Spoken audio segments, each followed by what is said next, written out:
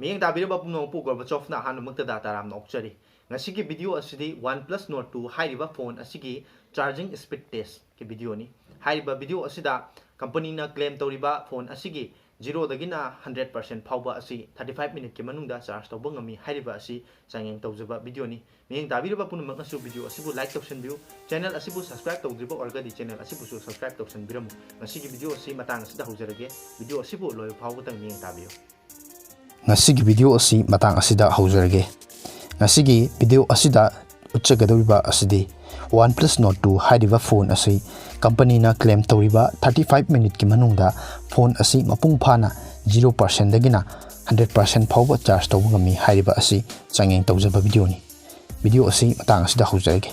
Ngasigi phone asi charge tawnabagi damakta ehakna thamjariba percentage asi 5% dani. Phone asi 0% yauna train tawba asi phone gi battery life ta khara khit sopu maramna 5% da thamjabani. Hairiba 5% asidagi 100% phawbada kayam yamna thuna charge tawba ngambagi haibadu mayam punna yengminarsi. Hairiba phone asibu charge tawnabagi damakta company gi 65 watt ki charger asi siznaraga charge tawgadabani. Hairiba charger asina phone asibu 35 minute ki manungda mapung phana charge tawba ngambra haibadu mayam punna yengminarsi. Hairiba phone asi minute manga khudingi kyam yamna charge sanglabagi haibadusu mayamda update tawjagi amadi mayam punna video asida yengminarasi. Hauzik hairiba phone asi charge tawjarage. Phone asi charge tawba matamda lairiba percentage asi 5% ni amasung amadi mayamna hauzik ubiriba asi pung 9 ga minute kurumdoini. Hairiba matam asidagi charge tawba asina minute kyagi manungda phone asi charge tawba gambagi haibadu mayam yengminarasi.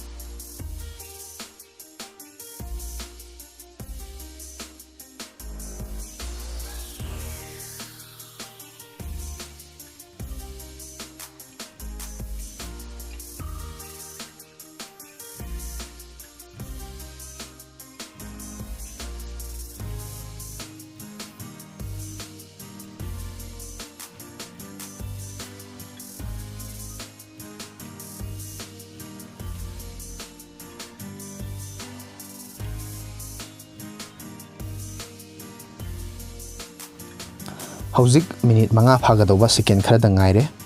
Hairiba minute manga asida phone asi kayam yamna charge tawbagi haibadu yengminasi. Hauzik phone asida leiba percentage asi 30% ni. Minute manga gi manungda hana larimliba 5% aduga lauthoklaba matungda charge tawriba asi 25% ni. Minute manga gi manungda 25% hairiba phone asida charge tawbugami. Adomna karigumba thabak ma yamna athuba matamda minute manga gi manungda chakkadaba leiraba taragasu hairiba phone asi minute manga tang charge tawsanba matamda yamna kuina sangna adomgi phone adubu backup piba ngamgani. Hauzik minute 10 faba matamda phone asi kayam yamna charge tawrubagi haibadu amuk yengminarasi.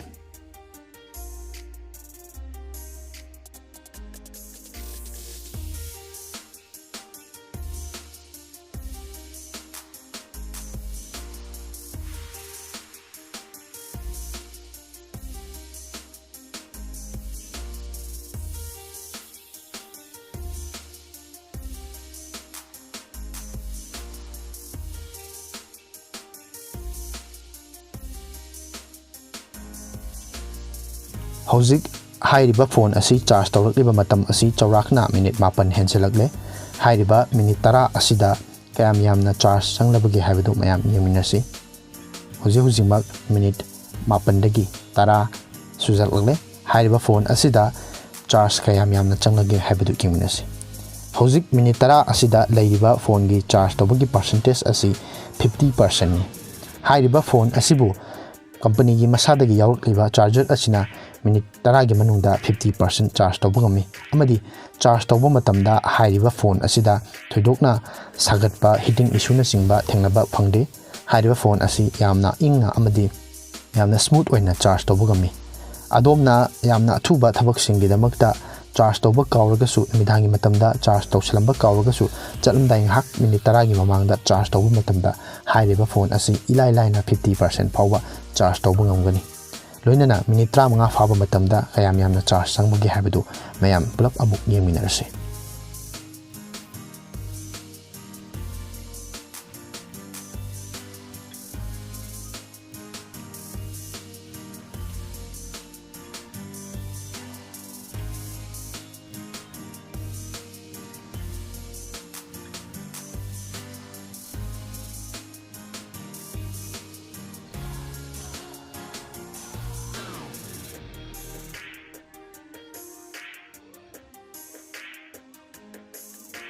Hauzik phone asi charge tawrakliba matam asi chaurakna minute 35 fazilakle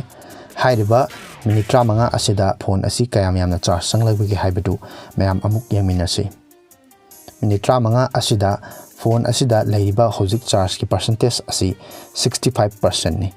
hairiba matam asida charging speed asi khajiktan taptharak pagum tawi haibadi phone charge tawba asi 1 dagina 60% phawba asi yamna thuna charge tawi amadi masidagina lemhoriba percentage sing asi khara tatna changlaga phone ge battery life hengkatna bagi damakta company na optimize tawraga samlakpa mawongni loinana minute kun phaba matamda kayam yamna charge tawrabagi haibadu amuk yengminarasi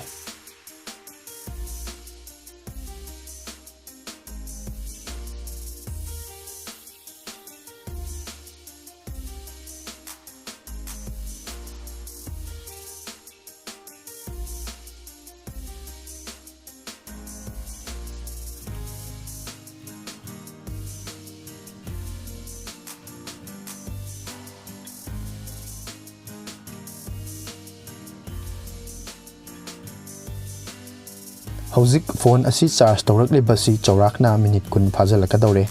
hairiba minute kun asida kayam yamna phone asida charge sanglabagi amadi phone gi charging speed asi kamdawbagi haibadu mayam amuk yengminarasi hauzik minute kun phagadava second khara ngaire hauzik minute kun phagi bagaloina phone asida percentage asi kaya lairabagi haibadu yengminasi hauzik screen da uriba percentage asi 81% ni hairiba minute manga asida 15% hena charge tawungami loinana phone asigi charging speed asi yamna thui aina ngasi phawada sinarakpada hairiba phone asigi charging speed asi adum matam pumbada manana chatli loinana hairiba phone asi minute manga gi matungda amuk kayam yamna charge sanglabagi haibadu mayam punna yengminasi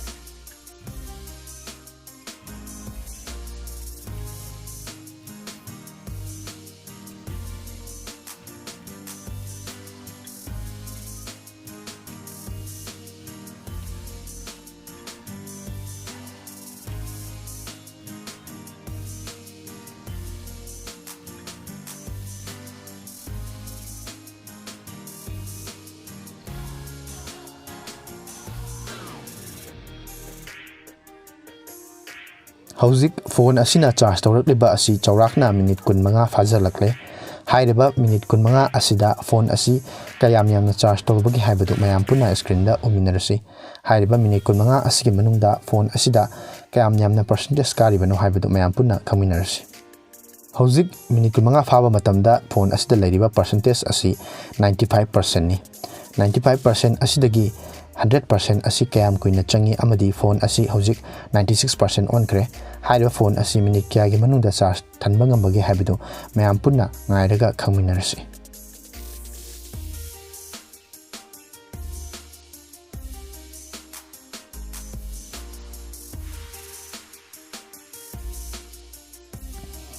hauzik phone asida 100% yogadaba percentage asi khajikta ngaisarakle maram aduna phone asi thangalaga 99% da leirabanina mayam punna 100% asi kam kuina changbage habadu yengminarasi amadi phone asigi display asi ai on tawraga thamjarage amadi minute kya ge matungda oibage habadu mayam punna khangminarasi hauzik leiriba percentage asi 99% ni amadi chawrakna chatliba minute masing asina 27 minute sujalakle hairiba minute khara asigi second khara asigi matungda phone asi sungsoi soidana 100% oiragani amadi minute kya do oibage habadu haiba stop watch asida mayam punna khangminarasi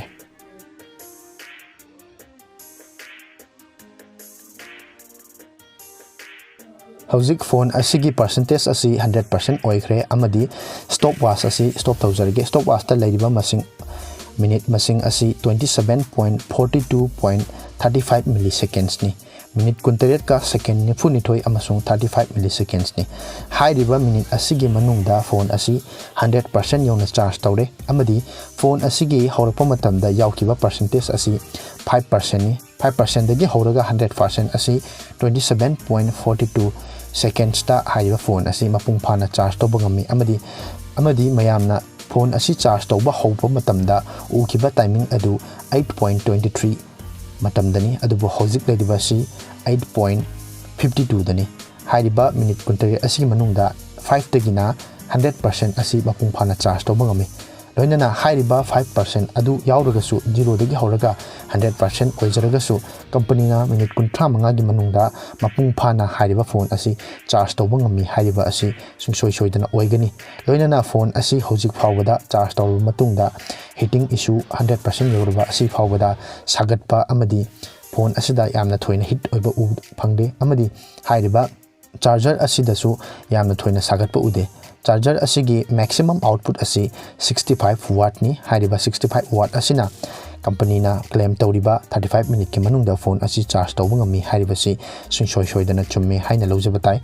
loinana phone asi hojik myamna su screen da ubiriba 27.42 seconds ta charge tawba ngami